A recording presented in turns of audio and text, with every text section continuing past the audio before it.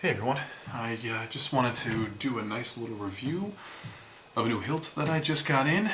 This just arrived earlier this afternoon. It's the Roman Props Balance V4. It's the Luke Skywalker hero lightsaber from the behind the scenes for The Force Awakens and also for The Last Jedi. This run, I think orders started for this back in over the summer, and Roman finally got these out this week. So far, just opening it up, comes in packaged just like this. It was packed pretty well. Comes with a few accessories. You have both.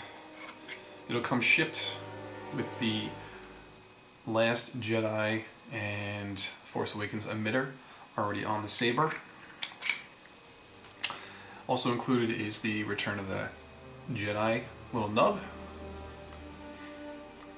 Also comes with a vented pommel cap. The static is already on there already, as well as a bag with your tri-ring and the little red and green arrow that goes on the control box. First impressions are pretty good. I think it seems like it's a very well made saber. I have one other prop from Roman, and that's his MK1, his Obi-Wan Kenobi from A New Hope. I love that saber. I can't wait to actually finish installing that. This one here, I'm pretty happy with. The weight itself, it's empty, and it has a really nice weight to it. It feels very well constructed. The copper neck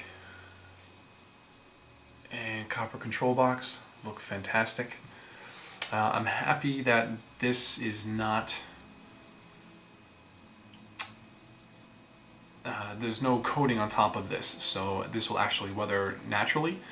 I think KR Sabers actually had a finish on it that you had to take down if you wanted it to weather naturally, rather than protect it, and I'm okay with it weathering naturally. But for right now, it looks great. This actually has a couple of pieces. I'm going to take them off and kind of go through it. I was going to do just a little bit of like an overview from kind of top to bottom. Since the Luke Return of the Jedi is my favorite hilt, I saw Roman was going to be doing a run of this, like I said, a few months back, and I was pretty happy to get on the run. As soon as this went up for sale the first day, I bought it right away. I've been waiting for this to come in, and so far I'm pretty happy. As far as the behind the scenes go, there was literally one shot of this hilt laying on a table, and not the best of light. So for Roman to be able to come up with an idealized version of that, I thought was pretty spectacular. I mean, it is, pretty much the hero from Return of the Jedi with a few tweaks to it. First off, Roman has his built-in LED heatsink, just like he has on some of his other sabers. I can actually unscrew this.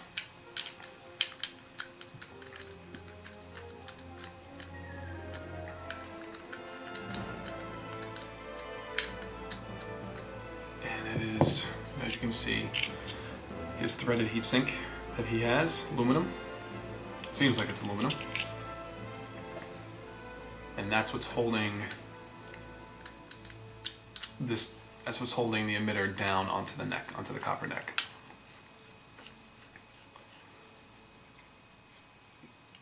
Now, there is,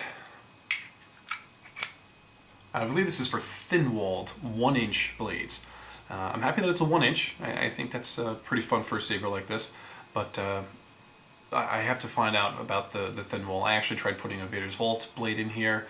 They're standard, and I was having some trouble getting that in, so I think I might have to figure out a way to either, if I can't get that in there, I might have to actually purchase a thin wall blade, which I don't currently have. Their set screw for the blade is here on the emitter. Now when I saw that, now because this is the TFA and Last Jedi idealized version.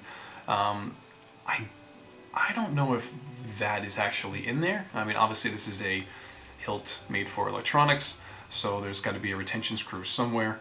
I don't know if that's visible or not anywhere in the film. I mean, I know that the saber's in The Last Jedi for a quick couple of seconds.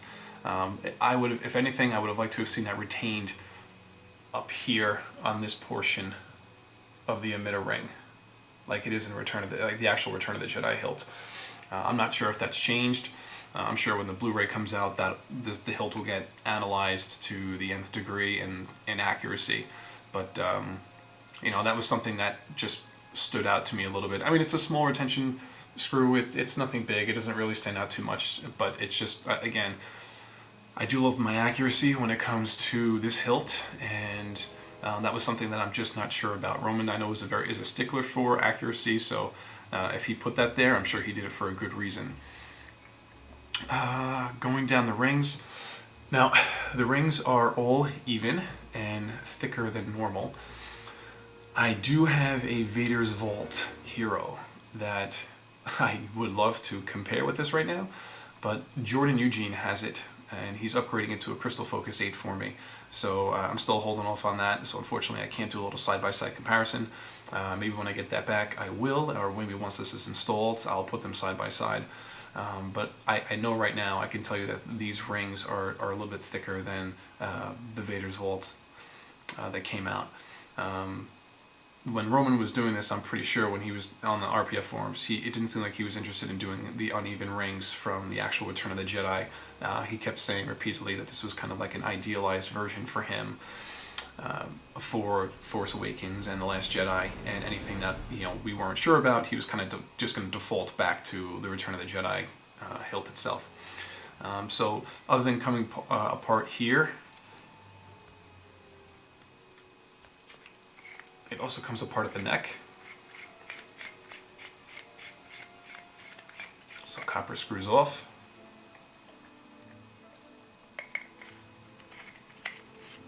Now all the threading goes on nice and smooth. I've had no issues at all. I've taken this apart a couple of times. I kind of really wanted to get into this a little bit before I made the video, because I really wanted to take apart this hilt and see from an electronic standpoint how this would go. What mods may need to get made, and so forth. The other way that this is going to come off is right here, very similar to the KR sabers. This is going to come off here, and then you have this piece. As far as I can tell, this is one piece. The lower section, the lower body with the control box on it. The control box is a separate piece. Yes, it is screwed on by two larger Allen screws. The only other thing that comes off, I believe, the only thing that does come off is the pommel cap. So again, this is for static, or when it's time to light it up, you can use the vented pommel cap. Now, I read somewhere that for The Last Jedi that they were basing that model off of the Master Replica's limited edition. Mine is, I do have the limited edition as well as the Elite edition. My limited edition is actually at my job, so unfortunately I can't really compare that right now. But the rings do look very similar to that, I will say. They pretty much look like this, if I'm not mistaken, on the limited edition. Now, I tried seeing if there was anything in here to take off or unscrew. I know Vader's Vault unscrews from over in this area, but I don't see that happening. I'm pretty sure that the rest of this is just one piece. The control box here, the black greebly, is a solid piece. That does not move. As you can see, there are two indentations here for the red and for the green arrow. These screws come off actually, and if you can see from the side, Shameen pointed this out on his video and I'm going to show it on mine. This piece of just the arrows here, if you unscrew that, that's just a plate. It comes off, and then you'll have the actual aluminum for the control box.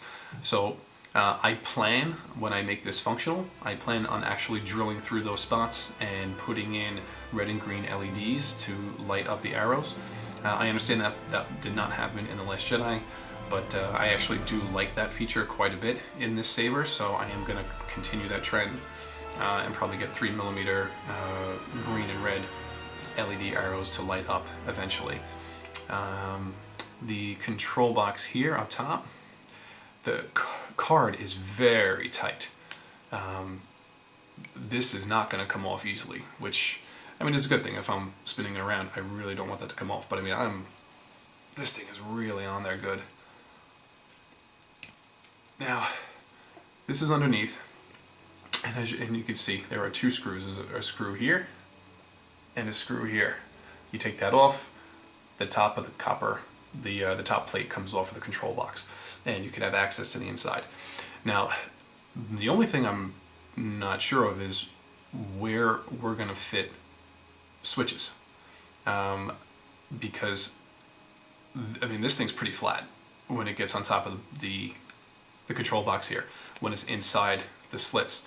So my thought is most likely we're going to have to drill, probably make a mod in here and in here in order to make this some type of like functional rocker to get this to work, unless I'm missing something.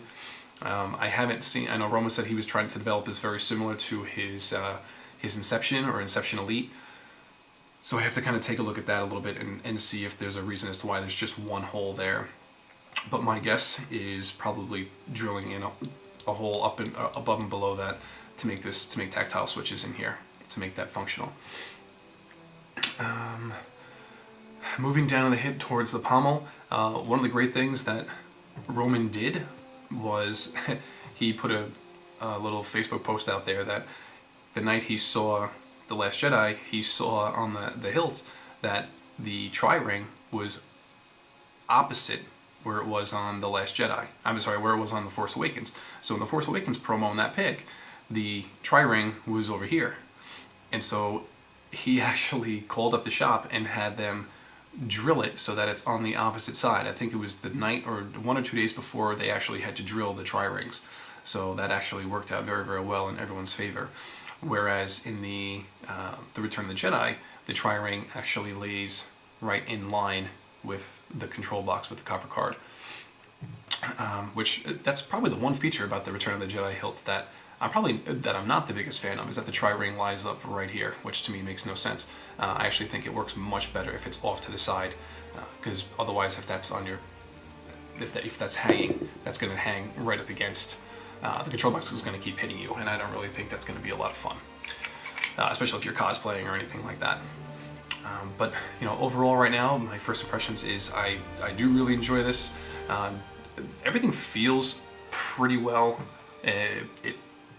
I'm trying to look at some of the anodizing in here. I was reading a couple of comments about the anodizing, but I mean, mine seems to be okay. I mean, again, I've only been in the hobby a couple of years, but I don't really see anything that truly stands out. Maybe a little bit along, like one of these rings here. I don't know if that can be seen. It's like a little chippy, like little white spots over there. Not the end of the world. If I am going to use a hilt, it would probably be this one to kind of play around with. The pommel cubes are probably the one area that really feels rough, and I just don't know if it wasn't smoothed out after the fact. That's the one thing where I'm rubbing over almost every section, and it's rough, especially towards the bottom. Yeah, every channel that I go into, it's a little rough. It doesn't feel that smooth. That might just be like the one downside here with that. But otherwise, I'm really enjoying it so far. I think it looks great. It's going to be static for me for just a little bit. I think I'm going to make this my first NeoPixel. I got to see how that works with that built-in LED heatsink. I got to see how all that works. Still going to probably wait a little bit until I start seeing more people with those builds, and if anyone's going to put up like a little tutorial of that before I really dive into it. But if I was going to fool around with one, I don't think this will be a shelf queen. I think I could have fun with this for a little bit. I'm hoping that, I think Goth is going to be doing a chassis at some point in time for this, and when he does, that's probably the chassis I'm going to go with to do my install. And when that comes out, when that happens, I'll do the install and I will put it up. And this way people can kind of see what it's like before and afterwards. But I know a lot of people have had this on order and are going to be receiving it within the next few days. So hoping this video kind of helps you guys out, sees some of the great things about this hilt that's coming your way. And if anyone's on the fence about it, I think this is a great hilt to have. It's a great option. It's a great empty option compared to what's out there right now. There's not too many empties. I think KR is going to be doing another run at some point in time. I'm not sure if anyone else is doing anything anytime soon, but definitely a solid hilt, can't go wrong with it. Roman does great work. And yeah, guys, I'm looking forward to getting this thing installed. If you have any questions, just leave them at the bottom. Thanks a lot for watching, guys. Talk to you soon.